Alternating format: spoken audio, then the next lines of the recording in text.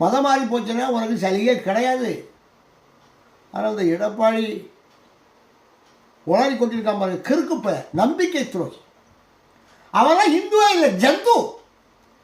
அவர் பட்டியலில் இருந்தவர்கள் அவர்கள் மதமாறி சென்றால் கூட நாங்கள் வந்து சலுகை கொடுப்போம். நீ யாரை கொடுக்கறதுக்கு? நீ யாரு? கோப்பம் மோகன உனக்கு கொடுப்பதற்கு யார் அதில் கொடுத்த? நீ ஜனாதிபதியா? நீ பெரிய புடுங்கியா?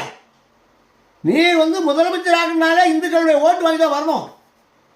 நீ ஓட்டு பிச்சைக்காக ரோட்டில் அணிந்துட்டு இருக்கக்கூடிய ஆள்.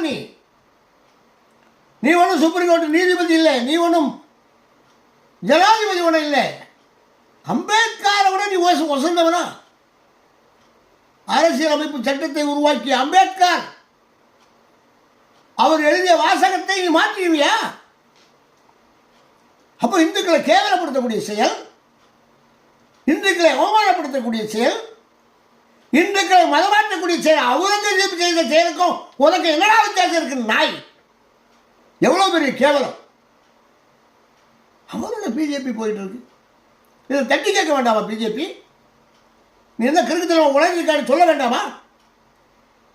மதவாதிய கிறிஸ்தவர்களுக்கு சலுகை இல்லை என்பது அரசாணை, அரசியல் அமைப்பு சட்டத்தில் இருக்கக்கூடிய ஒன்று. நான் வந்தா கொடுத்துருவேன்னு சொல்றதுக்கு ஒரு யார் அந்த பவர் கொடுத்தது?